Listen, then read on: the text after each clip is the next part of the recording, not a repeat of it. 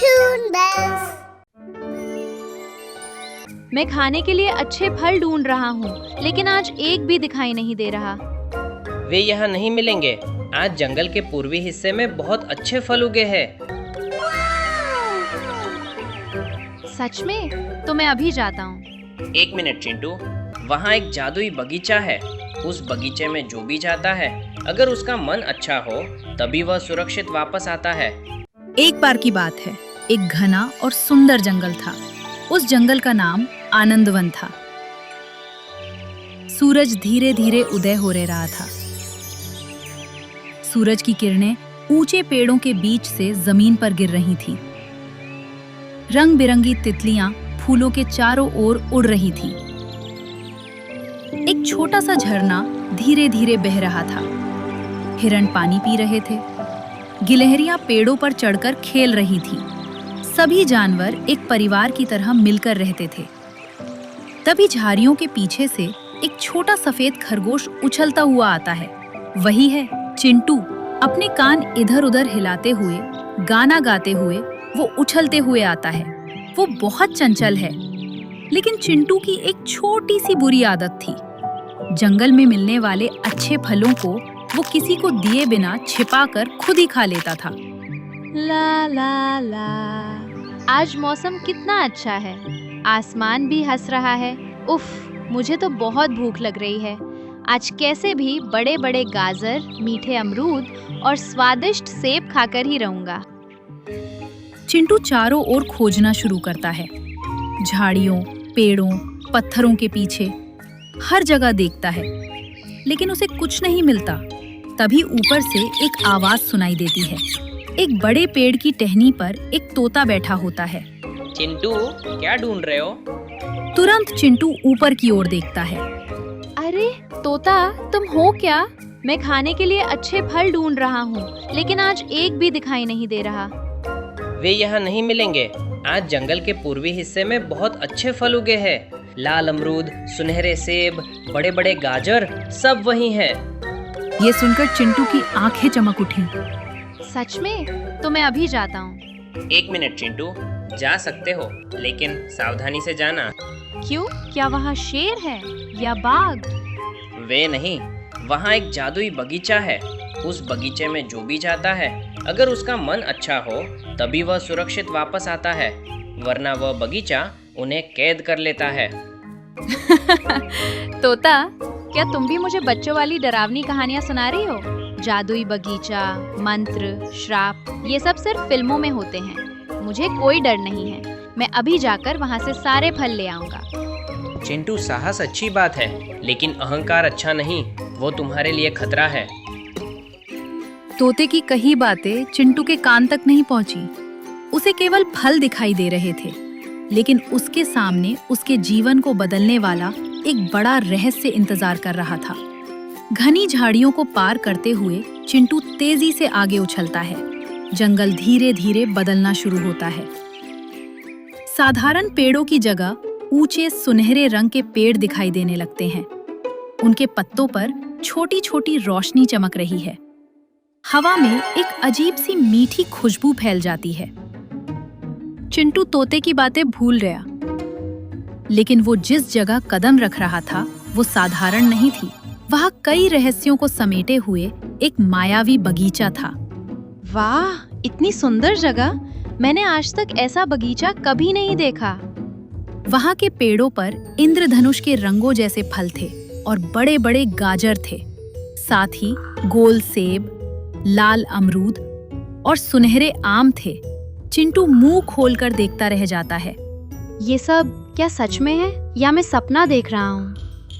चिंटू धीरे से एक पेड़ के पास जाता है। एक बड़े गाजर को हाथ से छूता है। गाजर पूरी तरह से सुनहरी रोशनी के साथ चमकने लगता है। अरे, क्या ये सचमुच गाजर है? कितना बड़ा है! चिंटू चारों ओर देखता है कि कोई है तो नहीं। कोई दिखाई नहीं देता। यहाँ कोई नहीं है, मतलब ये सारे फल अब से मेरे हैं। चिंटू अपने साथ लाया हुआ छोटा थैला निकालता है। पहले एक फल, फिर दूसरा फल। अंत में जो भी फल दिखा उसे अपने थैले में भरना शुरू कर दिया। थैला भर जाता है। अरे, थैला भर गया। कोई बात नहीं, काश एक और थैला लाया होता। चिंटू एक और गाजर के लिए हाथ बढ़ाता है। वो अचानक रुक जाता है। पेड़ के पीछे एक छोटी सुनहरी खरगोश की मूर्ति है। उसकी आंखें अचानक चमक उठती हैं। उस मूर्ति के नीचे रोशनी से एक वाक्य लिखा दिखता है, इस बगीचे की संपत्ति सबकी है, किसी एक की नहीं। चिंटू उसे पढ़कर कंधे उचका देता है। किसी ने डराने के लिए लिखा होगा। मैं तो ये सब घर ले जाऊंगा। चिंटू अपने कंधे पर भारी फलों का थैला लादे खुशी से सीटी बजाते हुए अब 2-3 दिनों तक खाने की तलाश करने की जरूरत नहीं है। ये सब मेरे हैं, सिर्फ मेरे लिए। तभी पीछे से कमजोर कदमों की आवाज सुनाई देती है। चिंटू पीछे मुड़कर देखता है। दूर से एक छोटा भालू लड़खड़ाते हुए थका हुआ चला आ रहा है। उसकी आंखें अंदर धसी हुई थीं। शरीर में जोर नहीं था। उस छोटे भालू का नाम बालू है। 3 दिनों से उसे एक निवाला भी खाना नहीं मिला। भूख के कारण वो एक कदम भी नहीं चल पा रहा था। बालू चिंटू के हाथ में फलों का थैला देखता है। उसकी आंखों में एक छोटी सी उम्मीद जागती है। चिंटू भाई, मुझे बहुत भूख लगी है। 3 दिनों से कुछ नहीं खाया।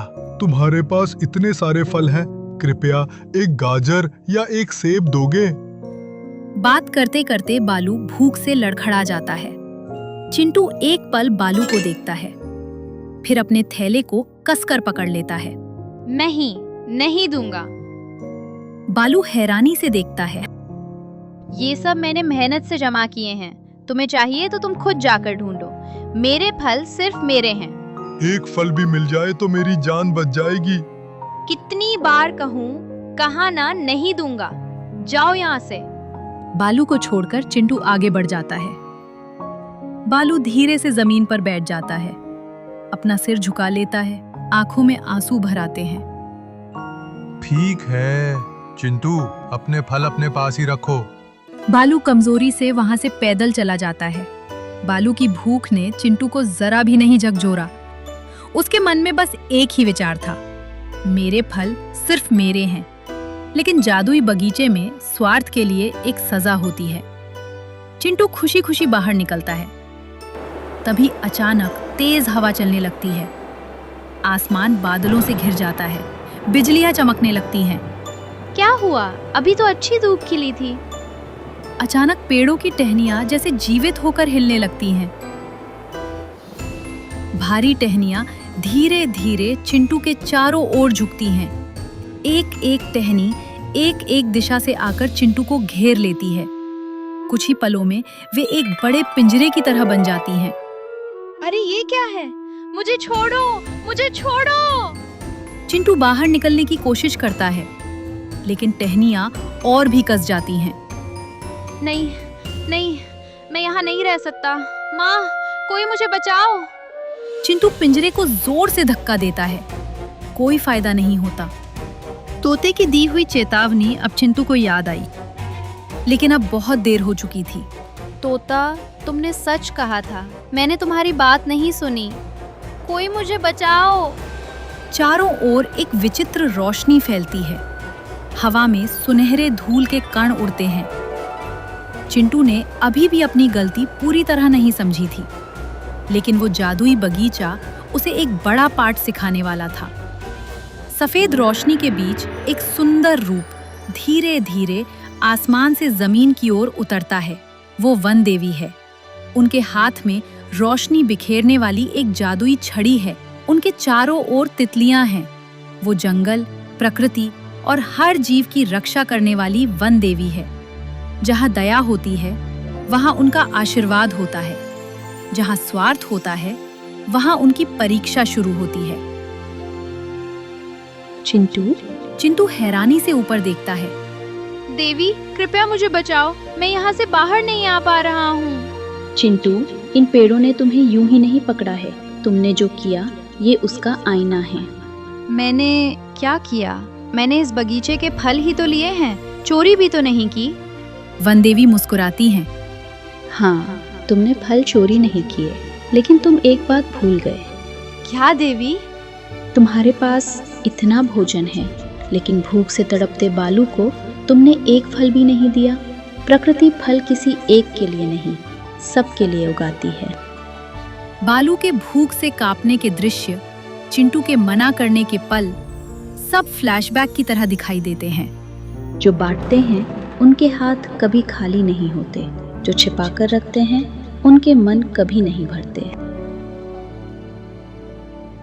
देवी, मुझे क्षमा करें। मैंने बालू का दुख नहीं देखा, सिर्फ अपने फलों के बारे में सोचा। सच में मैंने बहुत बड़ी गलती की है। अब मुझे ये फल नहीं चाहिए। मुझे बालू के पास जाकर माफी मांगनी है। कृपया मुझे आजाद कर दें। वन देवी चिंटू की आंखों में देखती हैं। कुछ समय बाद वो मुस्कुराती हैं। चिंटू, गलती करना बड़ी बात नहीं है, गलती मानकर बदल जाना ही महानता है। आज तुम्हारे मन का स्वार्थ पिघल गया है, इसीलिए ये बगीचा तुम्हें क्षमा करता है। वन देवी अपनी जादुई छड़ी को हवा में घुमाती हैं। चिंटू के चारों ओर रोशनी घूमने लगती है। पेड़ों की टहनियां धीरे से हट जाती हैं। पिंजरा गायब हो जाता है। देवी, मैं बाहर आ गया। धन्यवाद। वन देवी अपनी जादुई छड़ी आगे बढ़ाती हैं और हवा में एक सुनहरे रंग का थैला बन जाता है। उस पर पत्तों के आकार का एक चमकता हुआ निशान है। उस थैले से सुनहरी रोशनी निकल रही है। चिंटू, ये जादुई थैला है, इसके फल कभी खत्म नहीं होंगे, लेकिन एक शर्त है। ये क्या है देवी? तुम जितने ज्यादा लोगों को प्यार से बांटोगे, इस थैले में उससे ज्यादा फल पैदा होंगे। लेकिन अगर फिर से स्वार्थ दिखाया तो ये जादू हमेशा के लिए गायब हो जाएगा। याद रखना, बांटना ही प्रकृति की भाषा है। चिंटू उस थैले को दोनों हाथों से सम्मान पूर्वक लेता है। मैं वादा करता हूँ देवी, अब से मेरे सामने कोई भूखा नहीं रहेगा। मेरे पास जो है वो सबका है। वन देवी खुशी से सिर हिलाती हैं। वही असली जादू है। वन देवी का शरीर रोशनी में बदल जाता है। वो गायब हो जाती हैं। हजारों तितलियां आसमान में उड़ जाती हैं। चिंटू अब केवल फल ही नहीं, बल्कि जीवन का एक बड़ा सबक भी अपने साथ लेकर चल पड़ता है। चिंटू जादुई थैले को कसकर पकड़कर बालू को ढूंढते हुए तेजी से दौड़ने लगता है। इंसान हो या जानवर, गलती करना स्वाभाविक है, लेकिन उस गलती को सुधारने के लिए वापस दौड़ना, वही असली महानता है। एक बड़े पेड़ की छाया में बालू बेदम होकर लेटा हुआ है। आंखें खोलने तक की शक्ति नहीं है। तभी दूर से चिंटू दौड़ता हुआ आता है। बालू। बालू धीरे से आंखें खोलता है। चिंटू, तुम हो क्या? चिंटू तुरंत उसके पास घुटनों के बल बैठ जाता है। बालू, मुझे माफ कर दो। थोड़ी देर पहले मैंने बहुत बड़ी गलती की थी। तुम्हारी भूख से ज्यादा मैंने अपने स्वार्थ को बड़ा समझा। अब से ऐसा नहीं होगा। चिंटू जादुई थैला खोलता है। थैले से बड़े बड़े गाजर, ताजा सेब, अमरूद और आम एक एक करके बाहर आने लगते हैं।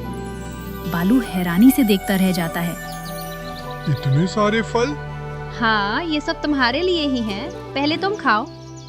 बालू एक गाजर लेकर खाता है, फिर एक सेब, फिर एक अमरूद।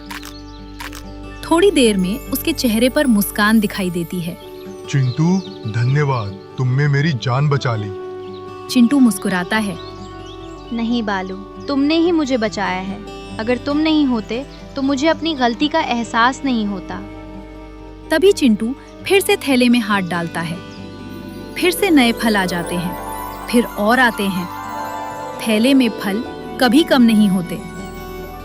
चिंटू, ये कैसे मुमकिन है? थैला खाली ही नहीं हो रहा। ये वन देवी का वरदान है। जितना ज्यादा बांटेंगे, इस थैले में उतने ही फल पैदा होंगे। तभी तोता उड़ते हुए आता है। वाह चिंटू, तुम बदल गए हो। हाँ तोता, अब मुझे समझ आ गया है। छिपाकर रखने में नहीं, बांटने में ही असली आनंद है।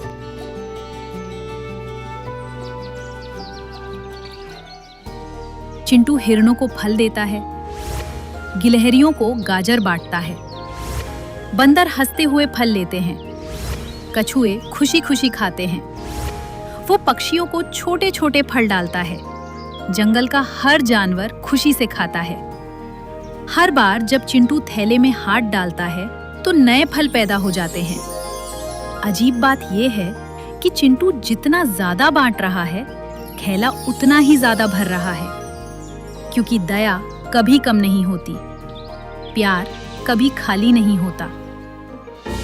सूरज डूब रहा है, आसमान नारंगी रंग में चमक रहा है। सभी जानवर एक साथ खड़े हैं। बीच में चिंटू है। हमारे जंगल में अब कोई भूखा नहीं रहेगा। क्योंकि हम सबके पास चिंटू जैसा दोस्त है। सब तालियां बजाते हैं। सब हाथ पकड़कर खुशी से नाचते हैं। फूलों की पंखुड़ियां हवा में उड़ती हैं। उस दिन से आनंद वन में एक नया नियम शुरू हुआ। पहले बांटेंगे, फिर खाएंगे, ऐसा सभी जानवरों ने तय किया।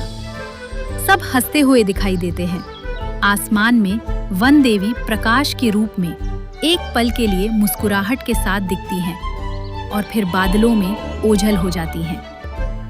मदद करना और बांटकर खाने से हमारी खुशी दोगुनी हो जाती है। स्वार्थ हमेशा अकेलापन देता है,